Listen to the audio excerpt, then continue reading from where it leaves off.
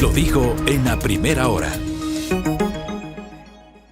Muy bien, 7:42 en la mañana, gracias a nuestra audiencia, seguimos. Estamos 4 de septiembre, ha comenzado esta cuenta regresiva, menos de un mes y medio para la segunda vuelta electoral, el balotaje del domingo 15 de octubre, entre Daniel Noboa Sin y Luisa González.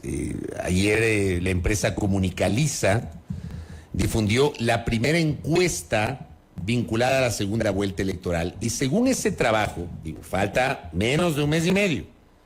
Esto puede variar o se puede mantener, eso no lo sabemos. Y como siempre he dicho, las encuestas deben ser tomadas como una fotografía del momento, exclusivamente de esa manera, una fotografía del momento. Esa encuesta da cuenta de una diferencia de 9 puntos a favor de Daniel Noboa. Lo ubica Noboa a la cabeza con el 54,87 frente al 45,13% de Luisa González. Pero digo, la cito porque es la primera encuesta oficial que se difunde en el contexto de la segunda vuelta electoral. Analicemos los contextos, justamente este resultado de la primera vuelta, la definición de los dos finalistas, lo que podría pasar en la próxima Asamblea Legislativa. Tomo contacto vía telemática con Bernardo Gortaire, que le quiero agradecer a Bernardo por conectarse con nosotros, él es politólogo, para tener una lectura de Bernardo sobre lo que está pasando a nivel político. Bernardo, buenos días, te saludamos Belkis Sánchez y Fabricio Vela, ¿cómo estás? Buenos días, Fabricio, buenos días, Belkis, qué gusto estar con ustedes, gracias por invitarme. Gracias a Bernardo Gortaire. A ver, lectura primigenia, partamos del resultado de la primera vuelta y lo que ha ocurrido en las 2 semanas posteriores. ¿Cómo sientes el ambiente, Bernardo? Bueno, es un ambiente interesante por un lado porque ha sido en general una elección sui generis. El contexto es completamente diferente a lo que normalmente suele serlo. Tanto desde la perspectiva institucional, el hecho de que sea a partir de unas elecciones extraordinarias como consecuencia de la muerte cruzada, y al mismo tiempo, debido a la situación de inseguridad que atraviesa el país, el asesinato de Fernando Villavicencio y todos los crímenes que han ocurrido alrededor de figuras políticas en los últimos meses. Y eso genera obviamente un campo minado para el análisis, porque a fin de cuentas lo que representa es un espacio completamente distinto a lo que estamos acostumbrados normalmente a los procesos electorales. Y al mismo tiempo se ha señalado o se ha priorizado también mucho el tema digital. Entonces es muy interesante ver cómo las redes sociales han empezado a tener esa influencia que durante mucho tiempo se le rechazaba. Se le rechazaba la idea de que las redes sociales podían reemplazar al espacio público o al espacio físico.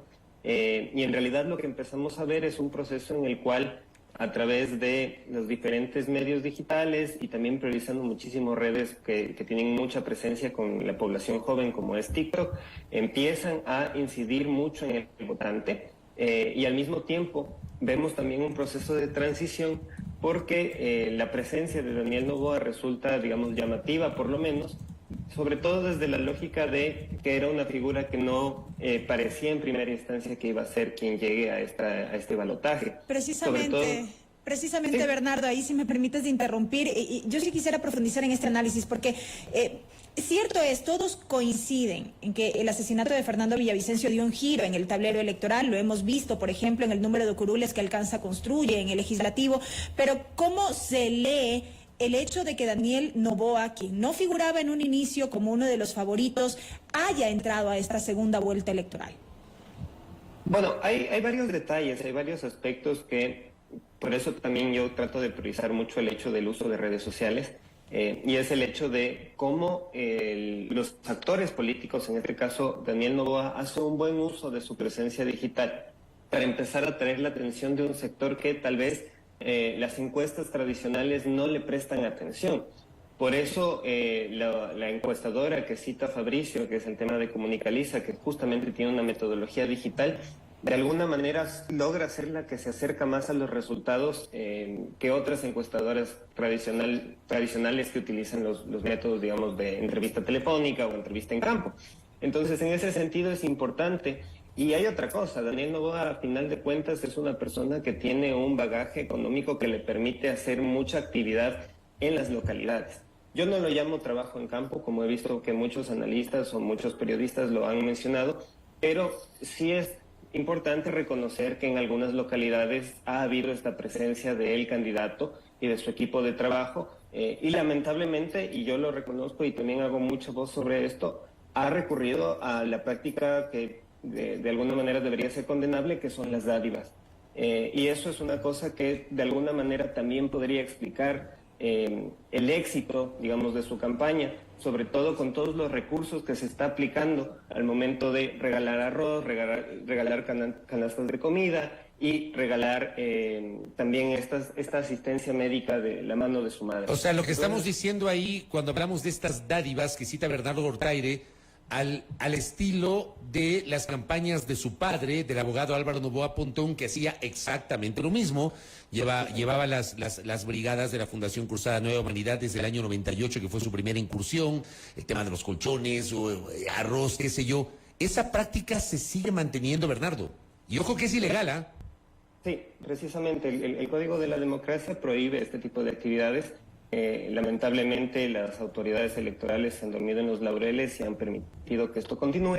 Y no lo digo yo, si uno va a las cuentas oficiales de Daniel Noboa es posible ver que se está haciendo esta práctica y que de hecho lo tiene ahí como un contenido abierto respecto a cómo está haciendo su campaña electoral.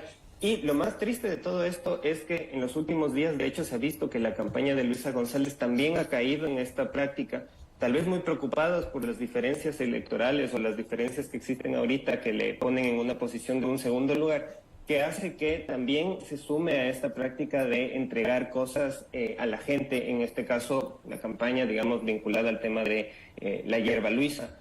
Lamentablemente lo que hace es una regresión en la manera en la que se hacía política en el Ecuador, sin decir o sin alabar lo que se estaba logrando, pero sí reconociendo que se habían hecho avances con respecto a estas prácticas demagógicas y populistas que ya se estaban renunciando de alguna manera, pero que el panorama económico, el panorama social, el panorama de inestabilidad política facilitan que se retomen este tipo de prácticas y que la gente, digamos, las acepte y las normalice.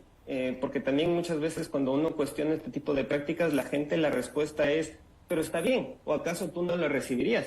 Y eso, digamos, dentro no solo de la ciencia política, yo como politólogo, sino en general como ciudadanos, es una cosa muy lamentable que deberíamos cuestionar y rechazar, porque a la final lo que hace es una degradación del proceso político. Yo me pregunto, Bernardo, Noboa 9 puntos arriba pese al decaimiento en cuanto a su imagen, por decirlo así, luego de lo que fue el debate electoral y luego de estas críticas por declaraciones inclusive anteriores de su compañera de fórmula. Sí, digamos, un poco ahí a la final entra en juego y digamos esta primera encuesta que mencionaba Fabricio hace referencia a cuáles son algunos elementos que tenemos que tomar en cuenta dentro de esta discusión de por qué Daniel Noboa también se posiciona por encima, y es el hecho de hay mucha gente que está cansada, está agotada del debate correísmo-anticorreísmo, tal vez no desde una manera tan drástica como para decir que ya no es relevante, pero sí al punto en el cual no basta con ser anticorreísta para posicionarse por encima de la agenda, pero sí lo que se busca es como una renovación dentro del discurso, una renovación dentro de las dinámicas en las cuales la figura del correísmo, la figura de Rafael Correa en sí mismo, ya no es prioritaria dentro de la agenda política. Eso de hecho es, digamos, un buen digamos, resultado dentro de toda la dinámica electoral. Pero al mismo tiempo esto podría explicar también por qué una figura como Daniel Noboa no se declara abiertamente anticorreísta y no tiene un discurso de choque, con excepción de algunos extractos que en los últimos días ha empezado a posicionar, probablemente para atraer los votos duros del anticorreísmo, terminan siendo un ejercicio en el cual le permiten posicionarse por encima de una candidatura bastante débil de Luisa González, que no ha sabido desconectarse de las dinámicas, digamos, de su representante más visible, que es Rafael Correa, y al mismo tiempo han incidido en otra práctica que está por fuera de la norma, que es el uso de su figura política para la campaña, porque esto está, digamos, también normado por ahora que no debería estar su figura como parte de la campaña política. Entonces, con eso, González también se debilita y le da espacio a Noboa de posicionarse en esos segmentos que están cansados de la dinámica Correa-anticorrea. Hay un aporte del colega y amigo Wilson Benavides que está en sintonía y me pide que le traslade esta inquietud a nuestro invitado, el politólogo Bernardo Bortaire. A propósito de la encuesta de Comunicaliza que se difundió ayer, y la hemos citado porque es la primera encuesta formal que se difunde en este proceso de segunda vuelta electoral. Y dice Wilson, ¿cómo explicar que el primer problema de los ecuatorianos sea la inseguridad? O sea, creo que en eso todas las encuestas ubican a ese como la principal preocupación que tenemos los ecuatorianos, pero curiosamente, esos mismos ciudadanos reconocen que tanto Noboa cuanto González no saben de seguridad. ¿Cómo entendemos eso? Bernardo Bortaire. Bueno, hay que caer en cuenta que la inseguridad, si bien es cierto, es un problema alarmante y un problema que, digamos, nos complica el diario vivir. A la final, la seguridad es consecuencia de otros elementos, de otras dinámicas. Tal vez uno de los errores de los otros candidatos que tal vez quisieron priorizar únicamente el tema de la seguridad dentro de su agenda y de su comunicación es no darse cuenta que esta inseguridad, esta situación de inseguridad que se está viviendo es consecuencia de otros elementos. Y uno de los elementos, digamos, fundamentales que también podría explicar la presencia de tanto Noboa como González es la contracción del Estado. La contracción del Estado en los últimos años ha sido uno de los causales por los cuales el Ecuador atraviesa esta situación de crisis. No solo a nivel, digamos, de la presencia en términos económicos del Estado, en términos de los programas que ofrece, sino también de los servicios de justicia, de los servicios de atención a la ciudadanía, que facilitan la penetración del crimen organizado en las dinámicas sociales del Ecuador. Y también lo que priorizan eso de alguna manera es esta necesidad urgente de que un discurso, y no solo un discurso, sino también de las propuestas, estén alineadas con una agenda socioeconómica. Entonces, si nosotros revisamos tanto los planes de gobierno y las propuestas de gobierno de Luisa González como de Daniel Noboa, nosotros vemos que más allá de los extractos de TikTok y de Twitter y toda la cuestión, ambos son programas que de alguna manera lo que plantean es recuperar la presencia del Estado. O bueno, la presencia del gobierno, por lo menos en las dinámicas sociales. Entonces, eso de alguna manera podría llegar a explicar por qué, si bien es cierto, todos tenemos esta prioridad de sentirnos más seguros, se prefiere una candidatura que responda más bien a las otras dinámicas, digamos, más estructurales del problema y también de alguna manera nos garanticen que no solo se va a atender seguridad, porque esa es la otra cuestión. Los presidentes no son únicamente ministros del Interior o ministros de Defensa, sino que son encargados de una administración amplia del Estado. Entonces, en ese sentido, por eso se podría llegar a explicar por qué son estos los candidatos, a pesar de que no prioricen la seguridad como único eje de su discurso. ¿Cómo se perfila de aquí en más el avance de la campaña de cara a esta segunda vuelta electoral, considerando estas primeras apariciones y encuentros por parte de los candidatos que van a esta segunda vuelta? ¿Cómo lo mira? Yo personalmente lo veo con cierto grado de preocupación. Como digo, definitivamente el hecho de que las prácticas demagógicas se estén normalizando de nuevo y se esté aceptando la presencia, digamos, de estas dádivas, hace que haya un deterioro en la manera en la cual se empieza a gestionar la política. Al mismo tiempo, volvemos con el tema de la inseguridad. Estamos yendo en una dinámica en la cual vamos a este balotaje sin siquiera saber cuáles son los motivos o los orígenes reales del asesinato de Fernando Villavicencio. Nuestros dos candidatos están yendo a sus campañas ahora con chalecos antibalas, y eso, digamos, es bochornoso a miras de la comunidad internacional. Tal vez nosotros, por acostumbrarnos, hemos normalizado este tipo de respuestas por parte de la campaña, pero a fin de cuentas es una cuestión muy preocupante que podría poner en riesgo, digamos, el mismo desarrollo de una campaña política electoral normal. ¿Qué más nos queda como ecuatorianos de alguna manera es estar muy atentos a cómo se plantea la organización del Estado más allá de del mismo Ejecutivo. A fin de cuentas, y algo que yo insisto muchísimo, es la cuestión de la dinámica que va a existir con la Asamblea Nacional. Vemos una figura muy parecida al pasado legislativo en términos, digamos, un poco de la distribución de fuerzas, tal vez con menos presencia de partidos de izquierda, en ausencia de Pachacuti y de Izquierda Democrática, pero a final de cuentas ambos actores van a tener que jugar con eso también, y el periodo que tienen ellos para la primera administración, si es que no se lanzan también para 2025, es muy corto. Entonces, en ese sentido, sí, vamos a ver muchísima presencia del tema de comunicación política, de marketing político, pero matizado por estos otros elementos que oscurecen, digamos, el rol democrático, que tiene que ver mucho con el tema de estas prácticas demagógicas y con el tema de la inseguridad que se profesa dentro de la misma campaña política. Hay personas que dicen se requiere menos compol y más calle, ¿no? Que evidentemente ahí está el mundo real. Ahora, dejemos a los presidenciables, hablemos de los vices, porque daría la impresión de que en esta primera etapa los candidatos presidenciales, al menos eso es lo que parece.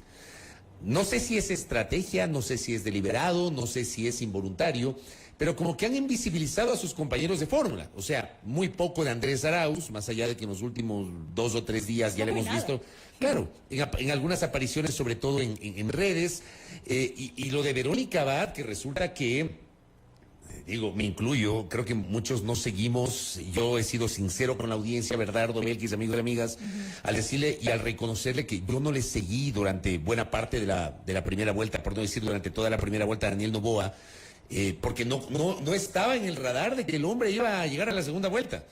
Sí, lo entrevisté en este espacio, entrevistamos también en su momento a Verónica Abad, pero resulta que en estas horas aparecen algunas perlas de la candidata a la vicepresidencia de Daniel Noboa, que, digamos, tiene unas declaraciones de infarto, eso de los impuestos, eso contra el feminismo, una cosa medio realmente cuestionable. Entiendo que no son declaraciones recientes, pero le han ido sacando. Desempolvando. Claro, desempolvando.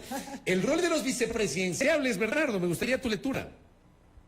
Bueno, partamos, digamos, de la institución. A la final, Ecuador es una república presidencialista, y yo personalmente hasta la pinto un poquito de hiperpresidencialista, no solo desde la norma, sino incluso desde la misma sociedad. Ahora, como estamos en campaña, es que se le presta atención particular a los vicepresidentes o a los candidatos a la vicepresidencia, sobre todo desde una lógica así de comunicación política. A la final, a mí me preocupa también la posición que se está teniendo, digamos, especialmente desde justamente este binomio de Daniel Noboa. Pero más allá de esto, y como se está planteando ya desde la misma campaña, a la final el vicepresidente o la vicepresidenta hacen lo que el presidente le delegue. Y ahí empieza ya a hacer este juego, ¿no? También de esta campaña que dicen, se quiere esconder a Abad, se le ponen estas tareas, digamos, de algún modo secundario. Luego el correísmo dice Arauz va a estar específicamente en estas áreas, económico, relaciones exteriores, debido a su experiencia. Y claro, a la final también, si nosotros hacemos retrospectiva, nosotros hemos tenido vicepresidentes de todo tipo. Hemos tenido vicepresidentes muy activos, muy presentes, y hemos tenido vicepresidentes como el actual vicepresidente, que prácticamente ni se lo nombra. Entonces, en ese sentido, yo a la final lo que veo es que ahorita lo que se está haciendo con la figura del vicepresidente es un juego político, es una estrategia para tratar de posicionar ciertas narrativas, pero que a fin de cuentas, dentro de las dinámicas de cómo funciona el Estado ecuatoriano actualmente, no termina de influir necesariamente. Es posible que sí, es posible que si el presidente tiene un buen vínculo con su vicepresidente, lo lleve a una ejecución, digamos, de varias tomas de decisiones, pero también al mismo tiempo puede ocultarlo y tenerlo en el cajón, porque realmente también otra de las cuestiones que pasó mucho en Ecuador es que el vicepresidente se lo utiliza o bien como una compensación en términos de tendencias ideológicas, o como una herramienta para atraer un electorado específico que el candidato presidencial no logra atraer. Entonces, en ese sentido, digamos, sí levanta las alarmas ciertas posturas, lo mismo, digamos, con Arauz, para ser justos y ser equilibrados, el tema de cómo no logra cuajar sus ideas, muchas veces parece que solo lanza, digamos, sus ilusiones al aire y esas propuestas le terminan restando votos a su candidatura, como el tema de la ecuadolarización. Y en general, digamos, de alguna manera el problema termina siendo la institución como tal, la institución de qué representa el vicepresidente y hacia dónde va la vicepresidencia, porque de alguna manera también es un llamado de atención de cuáles son algunas correcciones institucionales o normativas que deberíamos hacer con respecto a esta figura, no para ahorita, sino para un futuro en el cual pensemos muy bien cuál debería ser el rol de la vicepresidencia en el Ecuador. Bernardo, si bien el vicepresidente en efecto cumple las funciones que en este caso le encarga el presidente de la República, ¿usted cree que estos cuestionados pronunciamientos de Verónica Abad incidieron de alguna manera para que sus eventuales funciones como vicepresidenta queden relegadas a estos temas ligados a los migrantes? Probablemente, Belkis. Yo creo que de alguna manera tal vez hubo alguna falla en la estructuración del binomio, desde la lógica de Daniel Noboa se vende como centroizquierda, su propuesta, su plan de gobierno, de hecho tiene algunos elementos muy vinculados a la presencia del Estado, pero luego él mismo y su vicepresidenta presentan estas estrategias o estas narrativas que más bien responden a lógicas, digamos, no progresistas, sino más bien más, por un lado, un liberalismo clásico y por otro lado, un neoliberalismo en sí mismo. Entonces, eso obliga, digamos, en términos electorales, ponerle detrás de la cortina, pero igual es preocupante, o sea, no deja de ser preocupante el hecho de que una persona que tiene una visión regresiva y, digamos, ultraconservadora, también se le asignen estos roles. O sea, al final el hecho de que una persona con esas posiciones se haga cargo de las cuestiones migratorias o de los vínculos con el Caribe o con África no deja de ser preocupante y no debería dejar de ser una bandera roja para el votante de alguna manera si quiere tomar una decisión vinculada a este tipo de temáticas. Ahora, el problema también tiende a ser que el votante no le tiene mucha prioridad a cómo son las relaciones de Ecuador con el Caribe o cómo son las relaciones de Ecuador con África, tal vez un poco más al tema de los migrantes, pero si ya vamos un poco más al tema de cómo estamos decidiendo el voto, yo creo que a la final la gente sí le va a afectar un poco quién es el vicepresidente o quién es la vicepresidenta, pero la prioridad por ahora es cómo se va a gestionar el Ejecutivo, porque como yo digo, a la final tenemos una sociedad que en sí mismo es muy hiperpresidencialista y prioriza al candidato por encima de incluso, digamos, la misma capacidad que luego va a tener de ejecutar su plan de gobierno. Y eso lo vimos, digamos, con la última administración, que lo que se buscaba era el cambio, la dinámica de cambio con Guillermo Lasso, a pesar de que luego se vio que definitivamente no iba a tener los recursos y las herramientas para llevar a cabo su plan de gobierno porque no tenía vínculos políticos dentro del legislativo y su posición en sí misma era débil a nivel político. Bernardo, y con esto cierro, yo te pregunto si es que hay claridad sobre la consistencia ideológica de Daniel Noboa. A ver, se supone que se sabe la postura de Luisa González como parte de Revolución Ciudadana, más allá de que ella tiene una postura, y lo demostró siendo legisladora, no tan apegada al progresismo, sino también una actitud más conservadora, pero forma parte de Revolución Ciudadana. Pero lo de Daniel Noboa, ¿podemos tener certezas de su consistencia ideológica? A propósito de un mensaje que recibo acá de Liz Suárez, y dice que representa la incoherencia en su máxima expresión. Yo no sé si ha sido incoherente Daniel Noboa en su postura ideológica, Bernardo. No, yo, si puedo jugar a abogado del diablo, yo me quedo más bien también con lo que planteaba Fabricio en la dinámica de hay desequilibrios o al menos de alguna manera hay una diversidad ideológica dentro de la misma postura del pensamiento político ecuatoriano. Yo personalmente considero que las dinámicas izquierda-derecha en el Ecuador son muy matizadas y que corresponden al nivel de desarrollo que tiene el Estado ecuatoriano y la posición que el Ecuador cumple en el mundo. Si nos portamos, digamos, muy estrictos dentro de los cuadrantes electorales, sí, hay incoherencia o hay de alguna manera una falta de lógica entre lo que se dice por la parte social y lo que se dice por la parte económica, pero como digo, yo creo que eso responde más bien al nivel que tiene el Ecuador en términos de la misma posición ideológica que tiene el ecuatoriano promedio. El ecuatoriano promedio puede buscar una presencia del Estado muy activa, y luego al mismo tiempo lo que quiere es que la empresa privada triunfe, o puede tener una visión muy progresiva con respecto al trato que debe recibir la población LGBTI, pero luego se opone a cuestiones como el aborto. Entonces, hay que ser muy prudentes en esta cuestión de si es coherente o no es coherente en términos ideológicos, porque la ideología en América Latina y en el Ecuador tiene muchos matices y muchos contrastes. Y muchas veces, lamentablemente, la ideología se la trata de analizar desde las perspectivas de Estados Unidos o desde las perspectivas europeas, cuando a la final, digamos, las culturas en sí mismas que se manejan entre esas dos, digamos, que son los actores que normalmente influyen en el imaginario cultural del ecuatoriano, no necesariamente se ajustan a nuestra realidad. Entonces, desde esa lógica, que haya posturas que tengan sus matices, que haya una especie de dinámica de un centro político,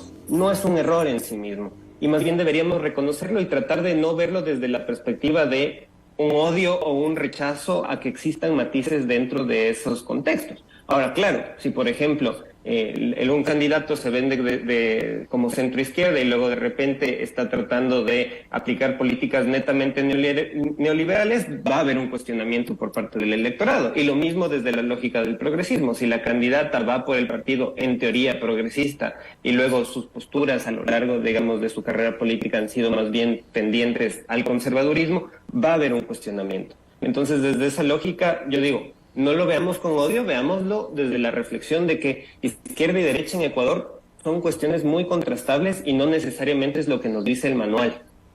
Correcto, Bernardo. Por acá Patricio Valdivieso decía, la derecha y la izquierda no son ideologías, son más bien modismos para el debate, ¿eh? Bernardo, gracias por tu aporte para la discusión política y por haberte conectado a este espacio. Un abrazo muy amable. Gracias, Fabricio. Gracias, Belkis. Gracias a Bernardo Gortaire, joven politólogo, conversando acá, diversificando como siempre las voces aquí en nuestro espacio de noticias.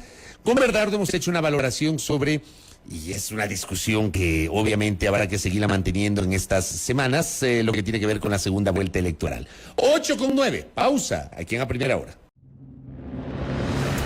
Primera Plana, todas las noticias, todas las voces.